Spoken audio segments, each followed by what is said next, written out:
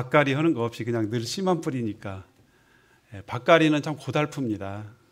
힘도 들고 답답하고 때로는 낙심도 되고 아무런 열매가 또는 아무런 그런 소득이 없다 생각되면 그렇게 낙심이 될 수가 없어요. 물론 그런 거에 따라서 뭐 이렇게 일희일비할 건 없지만 농부가 씨를 뿌릴 때는 소출을 생각하고 뿌리잖아요. 아무 생각 없이 그냥 한다, 주님께만 맡기고 한다 하지만 낙심이 되는 건 인지상정인 것 같습니다. 그런데 비법은 없고요. 이 말씀이 비법인 것 같아요. 오늘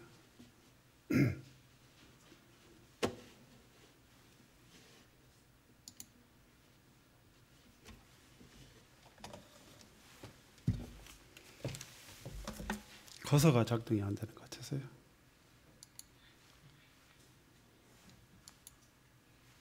네, 이 말씀입니다. 같이 한번 이 사도행전 2장 4절 말씀을 한번 읽어볼까요? 시작. 그들이 다 성령의 충만함을 받고 성령이 말하게 하심을 따라 그 다음에 무엇을 얘기했을까요?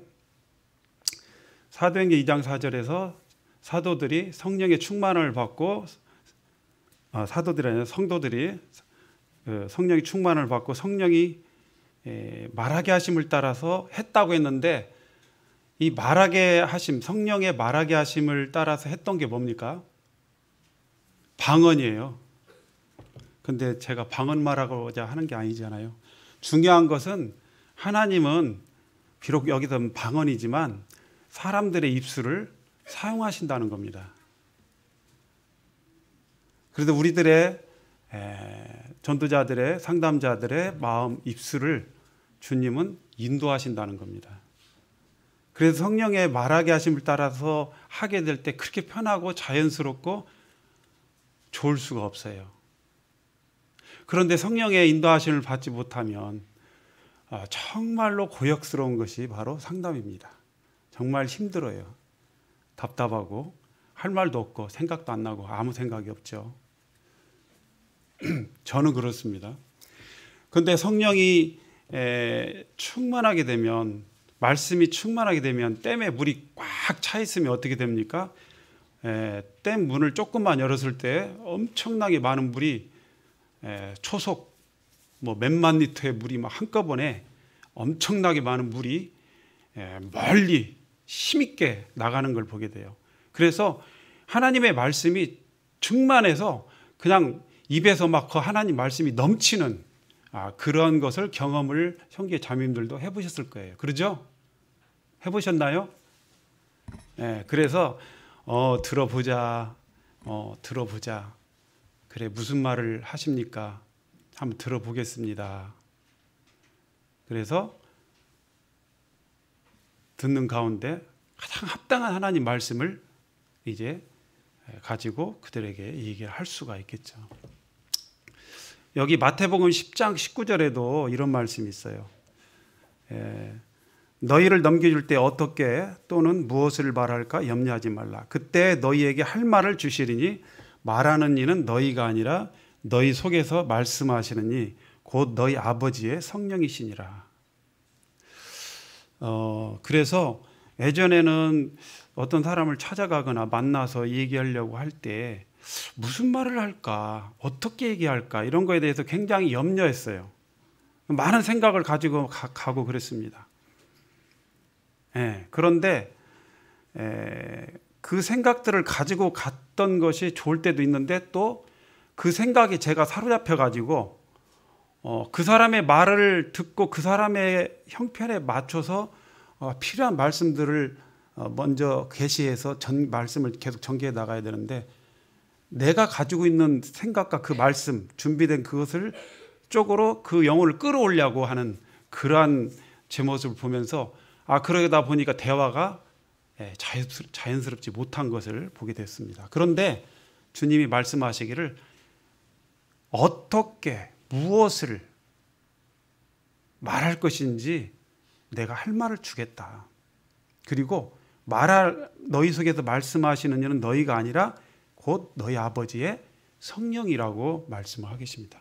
그래서 우리 형제 자매님들이 이제 은사는 조금씩 다를 수 있어요. 그러나 전도를 또 상담을 못할 분은 아무도 없습니다. 중요한 것은 내가 성령님의 이러한 인도하심을 받으려면 하나님과의 올바른 관계가 이렇게 있어야, 정상적인 관계가 있어야 되고요. 더 좋다면 성령의 충만함을 받는, 하나님의 말씀과 또 찬송을 통해서 내 마음이 성령으로 또는 내 심령이 말씀으로 촉촉하게 이렇게 되어 있으면요, 모든 형제 자매들 정말 유능한 전도자가 되리라고 봅니다. 그래서 형제 자매들이 살아온 배경과 문화가 다 달라요.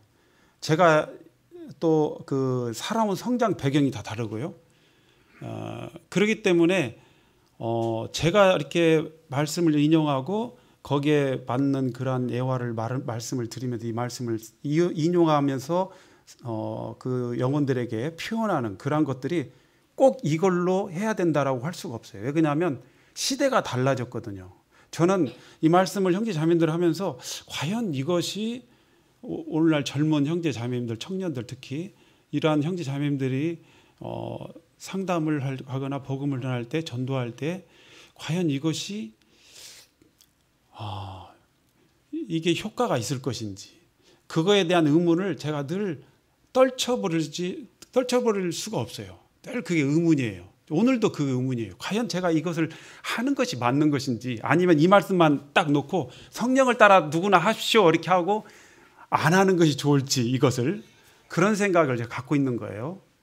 그렇지만 큰 틀만 이렇게 이런 틀을 갖는 게 중요구나 하는 것을 생각하시고 말씀을 듣는다면 조금이라도 도움이 될 수 있을 것 같기도 합니다. 어쨌든 준비된 영혼들을 만나게 되려고 기도를 하시는 게 좋습니다. 최근에 저는 굉장히 힘듭니다. 고달프고 이렇게 힘들고 많은 밭갈이를 해야만 하는 영혼들을 만나는지 그런 것을 생각하면서 참 여러 가지로 생각이 많았습니다. 지난번에 이 말씀을 제가 했는데 또 말씀을 드리겠습니다. 격려가 필요한 거, 오늘은 또 경고가 필요한 자들, 두 가지를 말씀을 드리는데요. 첫 번째 격려가 필요한 거 지난번에 말씀드렸죠. 어린아이에게 하나님께서는 하나님의 나라를, 하나님의 뜻을, 하나님의 길을, 구원의 길을, 복음을 나타내신다는 겁니다. 그러면 이 어린아이의 특징이 뭡니까 했을 때 지난번에 제가 말씀드렸죠. 뭐죠? 단순하다, 순수하다, 자기 생각이 없다. 이걸 말씀을 드렸는데요. 오늘은 그걸 말씀드리려고 한 게 아니라 어린아이의 또 다른 특징이 뭡니까? 전자는 긍정적인 측면인데요. 자, 어린아이의 또 다른 측면이 뭘까요? 이번에는 부정적인 측면이 있어요. 우리가 야외에 가가지고 이제 여러 가지 교회에서 행사하고 그러면은 기념품을 받죠. 애를 들자면 기념품을 받으면, 자, 어린아이하고 어른하고 차이점이 있어요. 어린아이들은 어때요? 자기밖에 모릅니다. 인정사정 볼 거 없습니다. 앞뒤 안 봅니다. 무조건 저 주세요, 저 여기 하면서 그 숫자가 개수가 얼마큼 있을지, 이것이 다 돌아갈지 생각 없습니다. 무조건 내가 중심이에요. 내 겁니다. 내가 가져야 되고 자기 요구를 말합니다. 그런데 어른들은 어때죠? 형제 자매님들은 어떤 스타일입니까? 제가 구도자에게 물어봅니다. 어떤 스타일입니까 당신은? 어른들은 어때요? 눈치를 봅니다. 그렇죠? 이게 다른 사람들 가져가야지 뭐, 내가 이렇게 욕심 피우면 되나? 못 받아갈 사람이 있으니 어떻게 하지? 하면서 다른 사람을 생각합니다.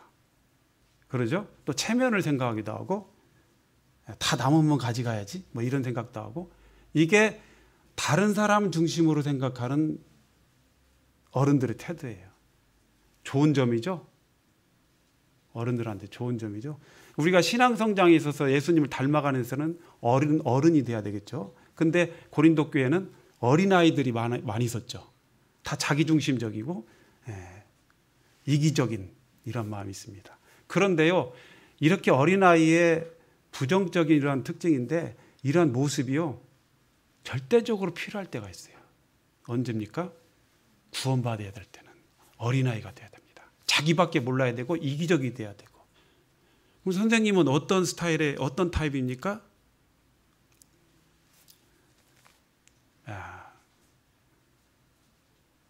잘 생각해 보시라고. 그래서 하나님 앞에서는요, 어린아이 됩니다. 앞뒤 가릴 게 없어요. 볼 것도 없고. 무조건 나밖에 몰라야 됩니다. 구원받을 때는. 이런 것들을 또 오늘 주님이 좀 최근에 생각을 하게 하시더라고요. 그렇게 좀 해보시고요. 또 넘어가겠습니다. 이거 지난번에 했고요. 이것도 지난번에 했고. 이것도 지난번에 제가 말씀을 드렸죠. 복음이 막 들어가기 직전에 그 사람의 마음을 이렇게 쭉 좀 정돈시키는 말씀. 믿음은 들음에서 나고 들음은 그리스도의 말씀에서 난다. 믿음은 들음에서 난다. 구원받고 천국 가는 이 믿음은 들음에서 난다라고 이 말씀을 저는 이 말씀을 굉장히 많이 사용합니다. 그래서 이 말씀이 집중케 하고요. 그 다음에 요한복음 5장 39절에서도 바로 너희가 성경에서 얻는 줄 영생을 얻는 줄 생각하고 있지 않느냐. 그리고 그래서 성경을 부단히 연구하는데 자 봐라. 그런데 이 성경이 누구에 대해서 증거한다? 바로 나에 대해서 증거한다. 예수님에 대해서 증거한다는 것입니다. 그래서 성경을 해서 영생을 얻는구나. 다른 데서 얻는 게 아니고, 그리고 이 성경에서 영생을 얻는데 그 영생을 얻는 비법은 성경이 곧 예수님에 대해서 증거하고 있겠다. 그러면 예수님을 알면 영생을 얻겠네. 그리고 영생을 얻으려면 성경을 집중해야 되겠네. 믿음을 얻으려면 내가 들어야 되겠네. 들으려면 하나님 말씀을 잘 집중해야 되겠네. 그래서 이 말씀에 집중할 수 있도록 마음을 정돈시키는, 그래서 복음 들어가기 전에 딱 이 말씀 하나 더 꽂고 점검하고 복음 말씀을 저는 종종 이렇게 들어갑니다. 또 이런 사람들이 있어요. 예전에는 제가 사람들에게 이렇게 물어보면 그런 분들이 참 많아요.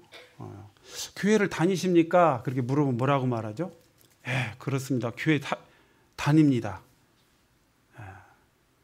교회는 그러면 왜 다니십니까? 죄를 벗어보려고요. 그래요? 벗었습니까? 물어보면 아니요. 아직입니다. 자, 이런 사람들을 제가 만나봤을 때 이런 이제 아이쇼핑 얘기를 제가 종종 해요. 뭐죠? 신앙에 있어서도 믿음에 있어서도 아이쇼핑하는 사람들이 있다. 선생님은 이런 분이 아닙니까? 그저 쇼핑할 때 첫 번째 그냥 둘러보는 사람, 둘러보러 가는 사람, 아이쇼핑이죠. 두 번째는 쇼핑 리스트를 다 가지고 종이다 써가지고 갔는데 어때요? 이 물건 저 물건 이렇게 만지작거리다가 돌아올 때는 어때요? 빈손으로 오는 사람. 실제로 계산해서 그것이 내 물건이 되어야 되는데 그냥 늘 만지작 하다가 놓고 그냥 오는 사람. 선생님은 어떤 타입이십니까? 바로 여기 아닙니까? 이제는 결론을 내셔야죠. 이렇게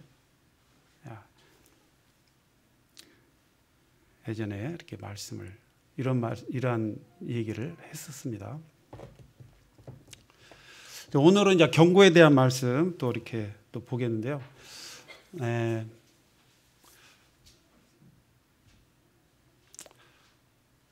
첫 번째 이 경고에 대한 말씀을 보면은 디모데후서 3장 1절부터 4절에 형제 자매님 잘 아시는 말씀에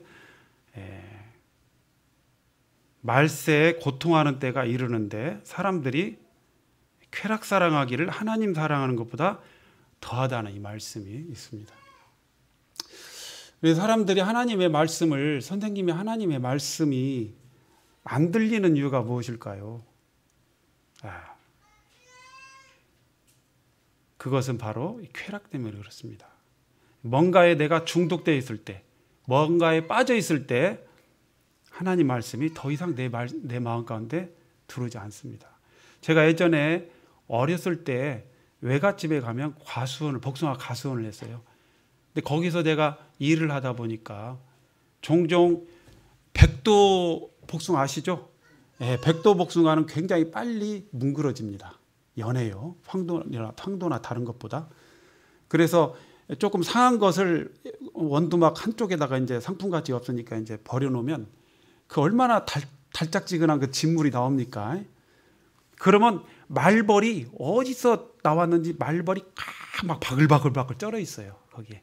그러면 제가 심술이 많이 있습니다. 그래서 가까이 가가지고 막대기로 말벌 이렇게 손가락만한 그 말벌을 제가 한 대를 탁 때려요. 제가 처음에는 가까이도 못 때리죠. 살짝 나뭇가지로 때려보는데 반응이 없는 거예요. 또 한 대 때려요. 맞았어요. 죽어가요. 근데도 주위 사람 애들이 전혀 반응이 없는 거예요. 옆에서 말벌 동료들이 죽어가는지 안 죽어가는지도 반응이 없어요. 오로지 그 진물만 빨아먹이라고 옆에서 누가 죽어가는지도 몰라요. 자기가 곧 죽을 것도 몰라요.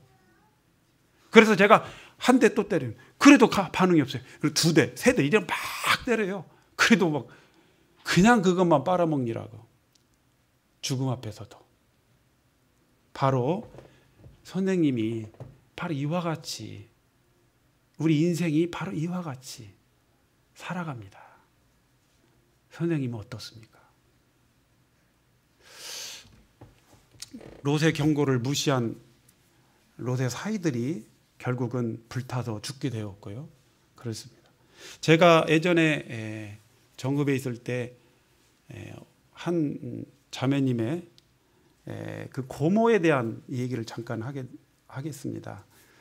그 자매님의 그 고모가 있는데 그 고모가 남편과 이혼하고 혼자 딸 하나를 데리고 사는 사람이었어요. 그런데 제가 이제 그 자매 집에 가면 그 고모가 마침 와 있어가지고 되게 상담을 좀 하다가 보니까 좀 상담을 했는데 전혀 관심이 없는 거예요.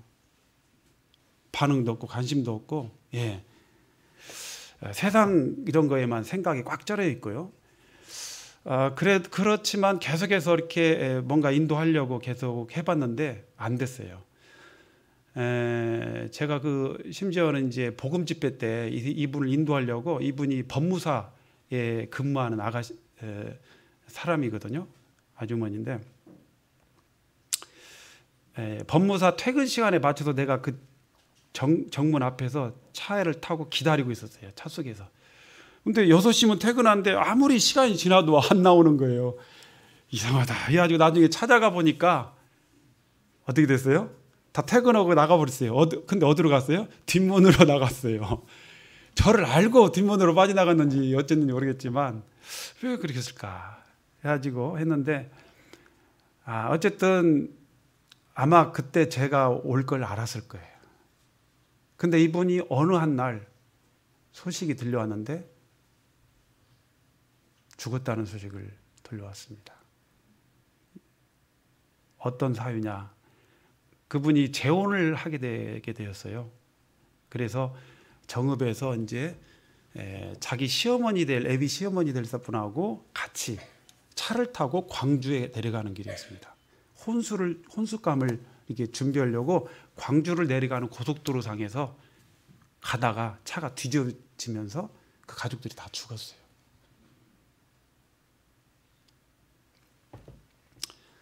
우리 인생이 이렇게 허무하게 허망하게 이렇게 가는구나. 그는 아마 생각이 어디에 있어요? 이제 조만간 나에게 좋은 신랑이 오고 내가 결혼하면 좋은 가정을 꾸면서 어떻게 지낼 것인지, 이런 어떤 꿈에 부풀어 있었을지도 모릅니다.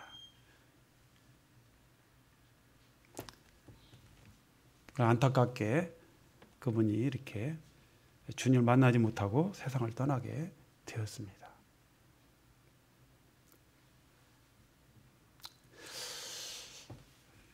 노아 시대 때 왜 사람들이 멸망했을까요?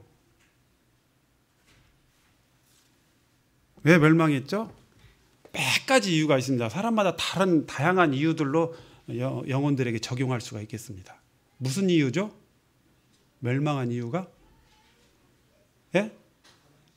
타락했고 또 타락했다는 이유도 사용할 수 있겠죠. 예, 범죄하고. 그 다음에 예? 예, 시집가고 장가가서요? 그럼 시집가고 장가가면 안 되겠네. 예? 배에 안 타서요? 이 답은 안 나오시네. 배에 안 타서. 경고의 말씀을 듣지 않아서. 또 시집가고 장가가서 그랬는데요. 거기다 단 하나만 넣으면 됩니다. 시집가고 장가가기만 해서.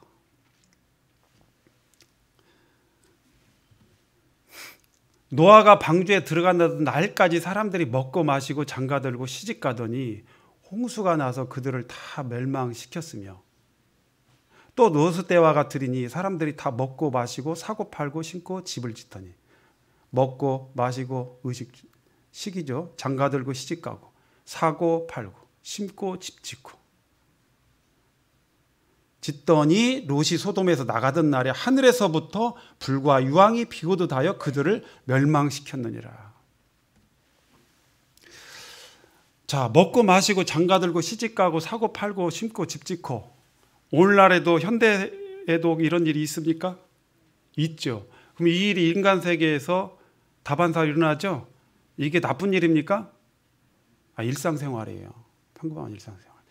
문제는 일상생활에 몰입해서 일상생활에만 빠져서 그거에 몰입해서 일상생활에만 몰입해서 살아갔기 때문에 그들이 어떻게 됐어요? 하나님의 경고를 받지 못하고 심판을 받게 된 겁니다. 제가 그 어렸을 때 이제 서전주교에 있을 때 그때는 난로를 피웠어요. 예배당에다가. 무슨 난로냐면 톱밥 난로를 이렇게 했어요. 톱밥 난로가 어떻게 생겼냐면요. 그림을 그려봐야 이게 좀 이해가 갈 것 같아요.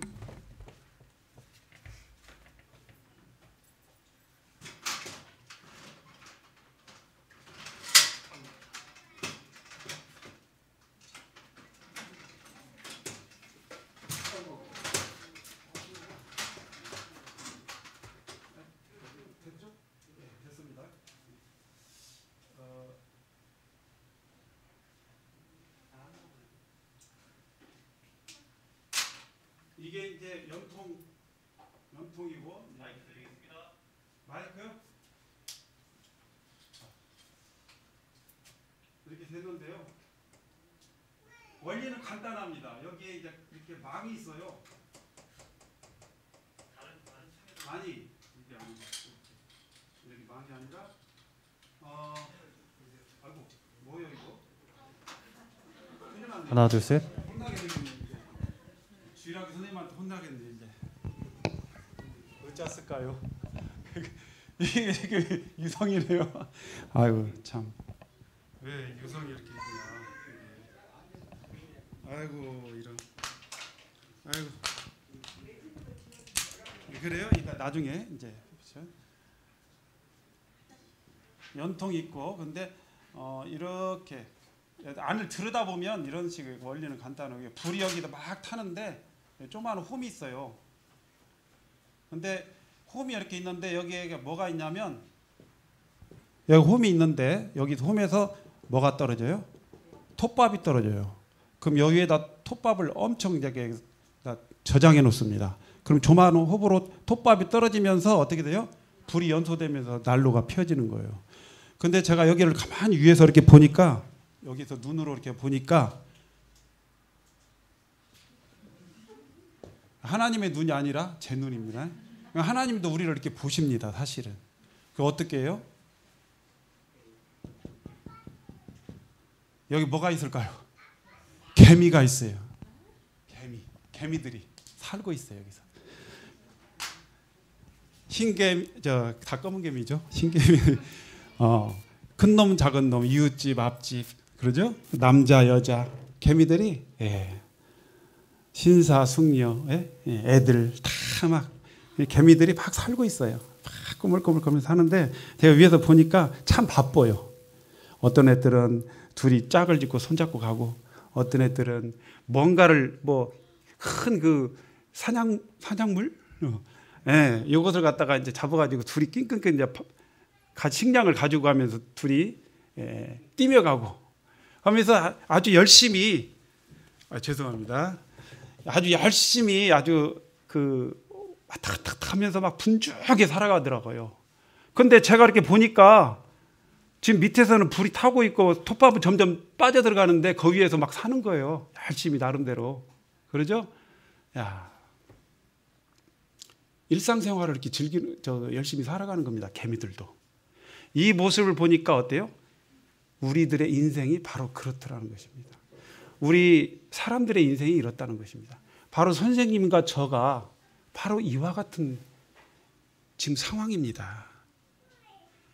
이제 밑에서 곧 멸망의 이 불심판이 있는데 우리는 이렇게 살아가고 있습니다. 이게 나쁜 것은 아닙니다. 굉장히 좋은 것입니다. 그러나 우리가 먼저 우리 자신의 미래를, 우리 자신의 영혼을, 우리 자신의 장래를 준비해 놓으시고 이것도 하고 저것도 해야 될 거 아닙니까?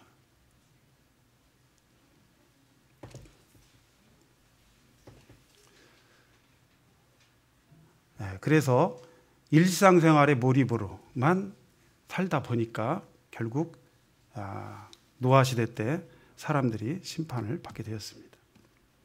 겨우 8명이 심판을 받게 됐죠.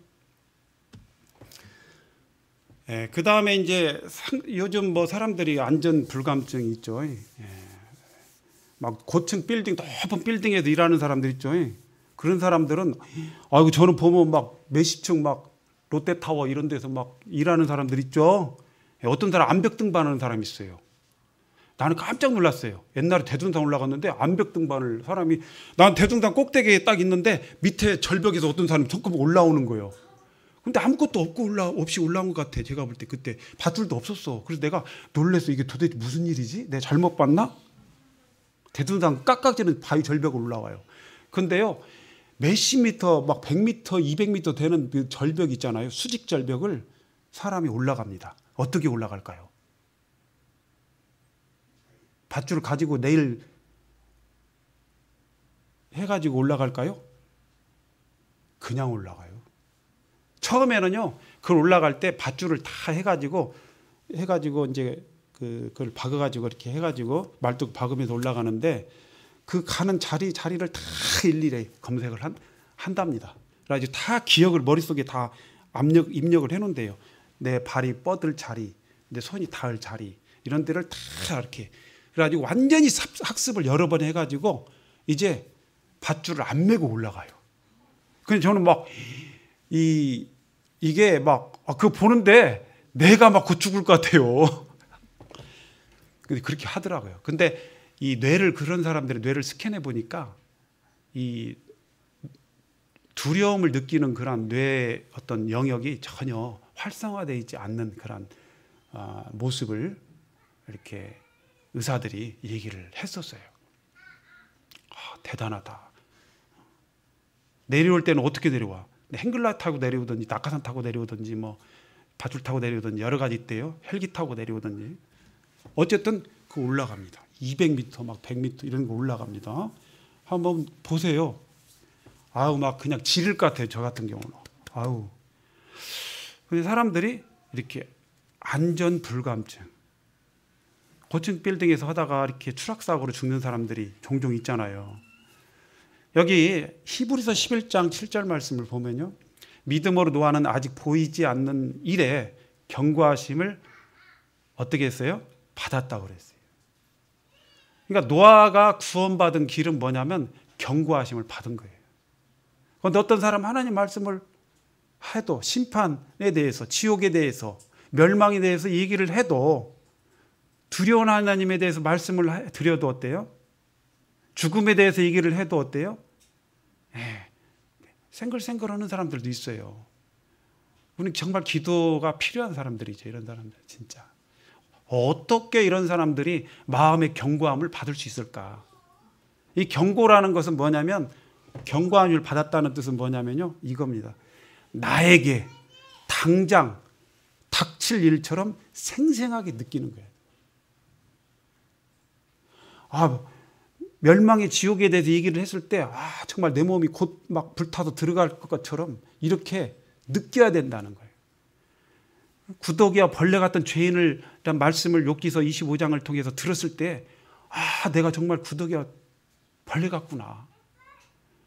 이것을 뼈저리게 느끼도록 우리가 전도자들이, 상담자들이 기도를 할 필요가 있습니다. 우리가 복음 들을 때 아멘하고 구원받았지만 그 복음 듣기 전에 이러한 경고의 말씀부터 아멘 아멘이 되어서 가야 되는 거죠. 그래서 복음까지 들어가는 겁니다. 내가 정말 하나님은 나를 구더기와 벌레같이 보는데 내담자는요, 구도자들은 그렇게 느끼지 못한다는 겁니다. 그냥 머리로 그렇다고 하는구나. 하나님 말 성경에 그렇게 되었구나. 이렇게만 느끼고 가는 것은요, 그가 깨달은 거예요, 못 깨달은 거예요? 그렇죠. 사람이 그렇죠. 죄인이죠. 그런 죄인이죠. 하지만 이렇게 생생하게 하나님이 생각하는 것처럼, 그래서 곧 그냥 당장에 발로 밟든지 뭘로 하든지 불태우든지 속아가든지 해야 처분해야 될, 처분받아야 될, 멸망받아야 될 이와 같은 존재로 자기 자신을 느끼지 못한다면 이 사람은 그 말씀을 깨달은 게 아니에요. 깨달았다는 것은 하나님의 마음으로 아멘 느껴져야 된다는 거예요. 하나님 마음으로 느껴져야 돼. 정말 그렇구나. 내가 그렇구나. 그래서 이것을 느껴져야만이 바로 견고하심을 받았다라고 하는 것입니다. 그랬을 때 그가 취한 행동은 경외함으로, 영어로 홀리피어인데요, 거룩한 두려움으로, 거룩한 하나님에 대한 어떤 영적인 두려움, 이 두려움을 가지고 방주를 부지런히 막 이제 앞뒤 양 앞만 보고 방주를 준비하는 일에 온전히 몰두할 수가 있었다는 것입니다. 당장 내일이라도 하나님이 심판하실 수 있으니까.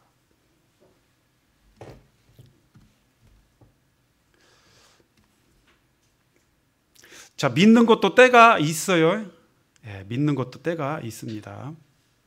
지금 안 믿으면 여러분 정말 안 믿는 사람들한테는 7년 환란 들어가서 엄청난 대환란이 있고 죽음이 있고 굶주림이 있고 질병이 있고 전쟁이 있고 이렇게 할 텐데, 그때는 또 믿는 자에 대한 엄청난 핍박이 있을 텐데, 그때 믿음을 가질 수 있겠느냐, 그때 목숨을 걸고 믿으라라고 얘기를 하시도 좋습니다.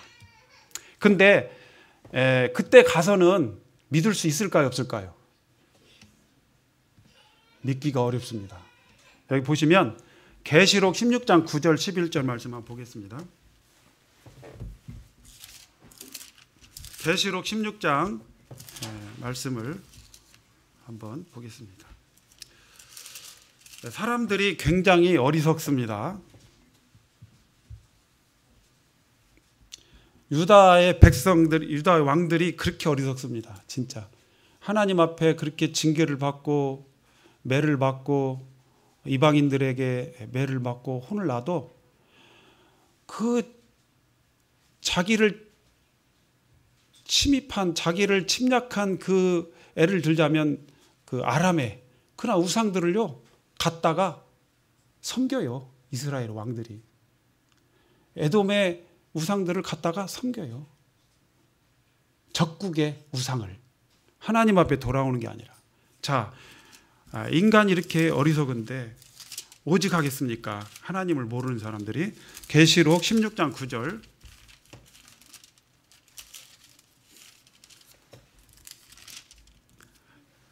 읽어보겠습니다. 8절부터 보면 넷째 천사가 큰 그 대접을 해 쏟음에 해가 권세를 받아 불로 사람을 태우니 사람들이 크게 태워진지라. 이 재앙들을 행하는 권세를 가지신 하나님의 이름을 비방하며 또 회개하지 아니하고 주께 영광 돌리지 아니하더라. 회개하지 아니하고 주께 영광을 돌리지 아니한다.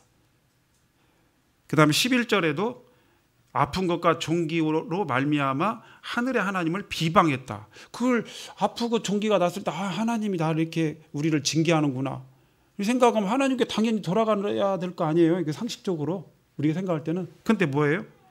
오히려 하나님을 비방했다고 하고 그들의 행위를 회개하지 아니했다고 그러지. 그 다음에 21절에도 또 무게가 한 달란트나 되는 60kg래요. 한 달란트는 60kg가 되는 큰 우박이 하늘로부터 사람들에게 내림에 사람들이 그 우박의 재앙 때문에 하나님을 비방하니 그 재앙이 심히 크미러라.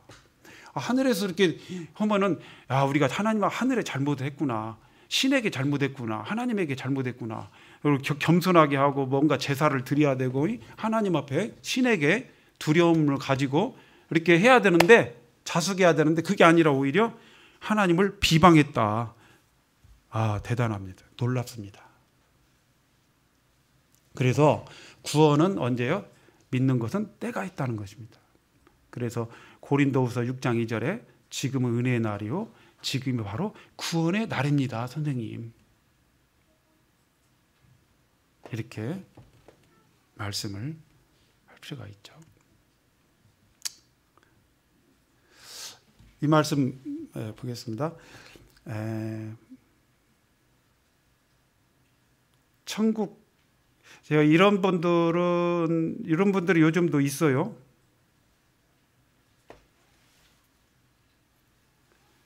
예수님 믿습니까? 예, 믿습니다. 그래요? 구원 받으십니까? 예.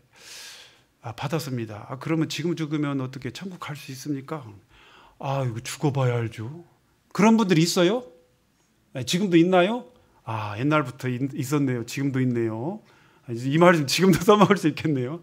시대가 바뀌어서도 이건 똑같네. 근데요, 여러분 지금 주민등록증 있어요, 없어요? 학생증 있어요, 없어요? 네, 갖고 있죠? 자, 그러면 단생은 여기 대한민국 사람입니까? 여 주민입니까? 이 지역의 주민입니까? 하면 어때요? 살아봐야 알지. 이런 사람 있어요, 없어요? 이거 학생증 있어요? 있죠. 이 학교 학생이에요? 이거 다녀봐야 알죠. 이런 사람 있어요, 없어요? 없잖아요. 왜 없을까요? 증이 있으니까. 증거가 있으니까. 이런 질문 안 해요. 증거가 있는 사람은. 그런데 가봐야 알지 하는 사람은 뭐예요? 그 사람이 증거가 없다는 거예요. 어떤 사람이 외국에 가려고 하는데 막 영어 공부를 하고 있어요. 한 달 지나서 일주일 지나서 가봤어요. 어떻게 잘 준비돼가? 외국에 갈 준비돼가? 예, 지금 열심히 이제 영어 하고 있어요. 한 달 또 이제 뒤에 갔어요. 어떻게 잘 돼가? 예, 열심히 영어 공부하고 있어요. 내일 모레면 이제 가야 돼요. 가봤어요. 어떻게 외국에 갈 준비 다 됐어? 열심히 영어 공부하고 있어요. 뭐야 지금 비행기 표 있어? 공항에 가봐야 알죠. 갈지 안 갈지. 자, 티켓도 준비 않고 비자 받으려면 비자도 받아야 되고 또 뭐예요? 여권도 준비하려면 준비해야 되고 그래야죠. 근데 아무 준비를 하지 않고 어때요? 그냥 영어 공부만 막 하고 있는 거예요. 그리고 갈 수 있어. 그러니까 공항에 가봐야 알지. 아무것도 여권도 없지, 비자도 없지, 아무것도 없으면서 그렇게 얘기하는 거예요. 그게 말이 됩니까? 안 됩니까? 안 되는 거죠. 그래서 천상병 시인이라는 사람이 귀천이라는 시를 이렇게 지었는데요. 제가 이렇게 어디 모학장이상 갔더니 있더라고요, 이게. 그래서 베껴놨습니다. 나 하늘로 돌아가리라. 아름다운 이 세상 소풍 끝나는 날 가서 아름답다고 말하리라. 이런 시를 했습니다. 우리는 돌아갑니다. 선생님 돌아갑니다. 준비되었습니까? 증이 있습니까? 사도 바울도 증이 있는데 왜 선생님은 증이 없네요? 제가 지금 저만 얘기하는 겁니까? 훌륭한 선생님 교회 다니니까 사도 바울로 하시죠. 사도 바울은 또 내가 천국 시민권 있다고 했어요. 여기 빌립보서 3장 20절에요.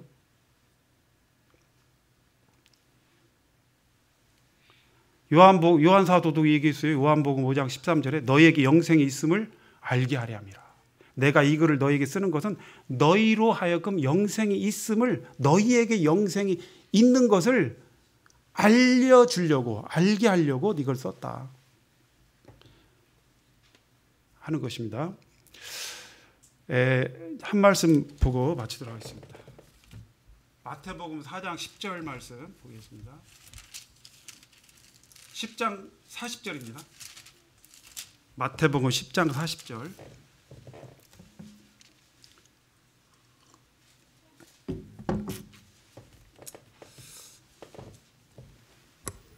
장 40절 자 읽어보도록 하겠습니다. 시작. 너희를 영접하는 자는 영접하는 것이요 나를 영접하는 자는 나를 보내신 이를 영접하는 것이니라. 이 말씀 오늘 저에게 이제 제가 이렇게 기도 가운데 이 말씀을 성도님들에게 또 좀 더 좋은 말씀들을 드려야 될 텐데 이렇게 쭉 생각하던 가운데 주님이 이 말씀을 이렇게 주시더라고요.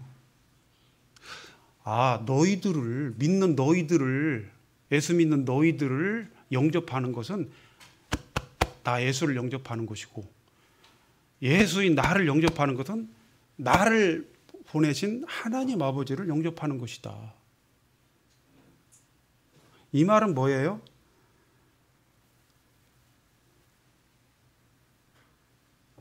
우리를 영접하는 것은 누구를 영접하는 것입니까? 그리스도 예수님을 영접하는 거예요. 그러면 우리를 영접하는 것은 예수님을 영접하는 것이다. 그럼 우리는 누구예요? 예수님의 대행자가 되는 거죠. 마지막으로 이 말씀을 좀 드리고 싶은데요. 우리가 이제 상담할 때 꼭 생각을 할 필요가 있어요. 마인드인데 이건 뭐냐면 사도 바울이 디모데에게도 했던 말이에요. 디모데후서 2장에서 너는 이것을 생각하라. 그리하면 범사에 네게 총명을 주께서 총명을 주시리라 그랬어요. 이게 뭘 생각이냐면 사도 바울이 세 가지를 얘기했잖아요. 첫 번째는 농부, 두 번째는 경계하는 자, 세 번째는 뭐예요? 군인. 군인들에게는 충성할 것을 충성스럽게 자기 생각에 얽매이지 말고 충성스럽게 해야 된다. 그 다음에 농부는 하나님께서 반드시 그 소출에 대해서는 먼저 배당금이 너한테 돌아간다. 먼저 배당금을 받아갈 수 있는 사람. 가장 먼저 소출이 나오면 농부, 애쓴 농부, 실제 농부에게 너에게 소출에 너에게 필요한 배당금을 먼저 주겠다라는 것이잖아요. 그러니까 사도 바울이 이 말씀을 했을 때 디모데가 그 사역을 할 때 디모데가 그 사도 바울로부터 들었던 그래 나는 농부지 나는 경계하는 자의 법대로 경계를 꼭 해야 돼. 그러면 중간에 탈락당할 수 있어. 그 다음에 군인이니까 충성스러워야지. 이 생각을 하면서 사역을 하는 거하고 그렇지 않은 거하고 어때요? 다르겠죠. 이게 상담자도 마찬가지라는 겁니다. 전도 상담자도 한 가지 직업을 생각하면 굉장히 도움이 됩니다. 무슨 직업일까요? 예? 예?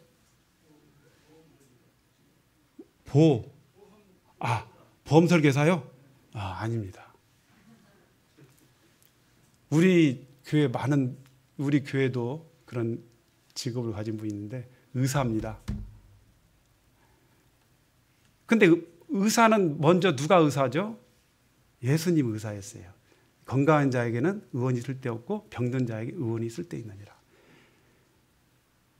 제가 의사는 아닙니다. 전 상담자들이 의사는 아닙니다. 하나님이 우리의 영혼의 의사죠. 물론. 그런데 하나님께서는 우리에게 모든 수술 도구, 진찰 도구, 치료 도구를 우리에게 맡겼어요. 그게 바로 복음이에요. 그리고 이걸 온 천하에 다니면서 복음을 전하라고 했어요. 그리고 우리 외에 다른 천사들 시켜서 복음을 전하지 않고 자신이 직접 하늘에다가 글을 써가지고 사람들에게 복음을 전하지 않습니다. 우리를 통해서만 복음을 전하게 했어요. 영혼들을 상대하게 했어요. 죄인들을 상대하게 했어요. 이 말은 뭐냐면 바로 주님께서 내가 해야 될 일을 너에게 맡기겠다 하는 것입니다. 그래서 나를 영접하는 너희를 영접하는 것은 바로 나를 영접하는 것이다 하는 것이죠. 그래서 제가 이것을 생각할 때 우리가 물론 영혼의 의사는 주님이시지만 주님이 우리에게 모든 것을 다 맡겼다는 것입니다. 그래서 이제 우리를 통해서 복음이 증거가 되고 이 복음을 통해서 믿으면 구원받고 믿지 않으면 영원한 영벌에 떨어지는 것이죠. 그래서 우리는 영혼의 의사입니다. 어떻게 보면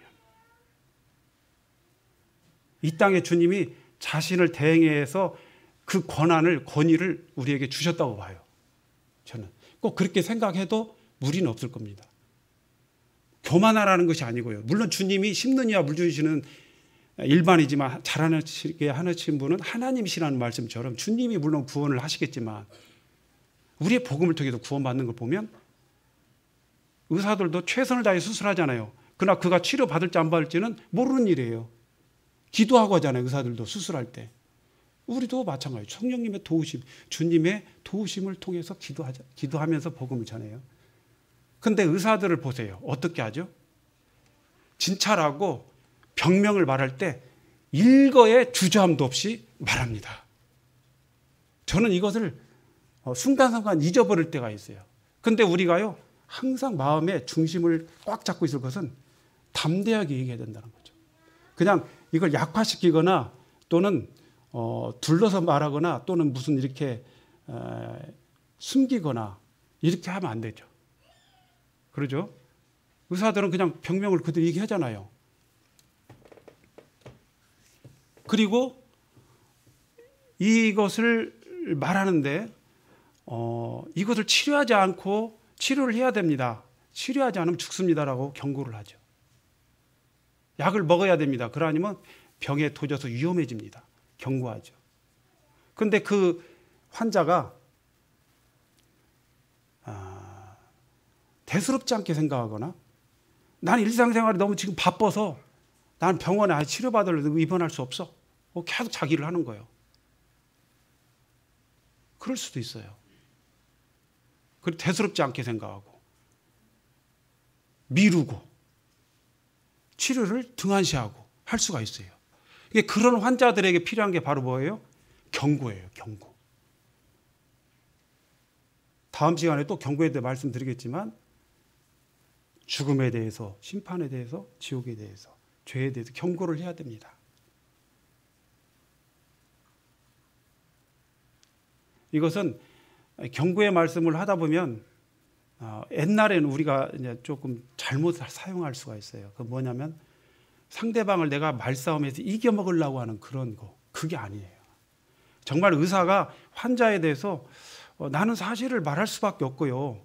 당신이 이 말씀을 이게 팩트인데 지금 당신 병이 있는 게 팩트인데 이 병을 빨리 치료하거나 약을 먹어서 어떻게 해결을 해야지 이걸 놔두고 방치하거나 미루거나 등한시하거나 대수롭지 않게 생각하면 큰일 납니다. 위험합니다. 잘못하면 죽습니다.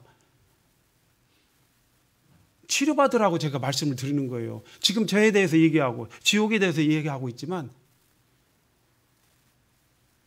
치료받고 복 받으시라고 하는 겁니다. 청년 때는요, 이런 부분에 대해서 싸움을 많이 할 때가 있어요. 근데 의사적인 마인드를 가지고 강하게 경고할 때 탈이 별로 없다고 봅니다. 그리고 그렇게 했음에도 불구하고 탈이 있다면 그건 누구 책임이에요? 그 사람 책임이에요. 그래서 저도 자꾸 이렇게 잊어버리는 마인드가 뭐냐면 의사다. 우리는 의사. 주님이 의사지만 이 세상에 우리는 또 다른 작은 의사들이다. 이런 생각을 가지고 담대하게 숨기지 말고 약화시키거나 빼거나 더하고 이렇게 하지 말고 그대로 이렇게 이 얘기를 겸손하게 충언으로 그 사람을 위해서 사랑으로 위에서는 말이라고 느껴지면 하자가 없다. 다음 시간에 또 이어서 하도록 하겠습니다.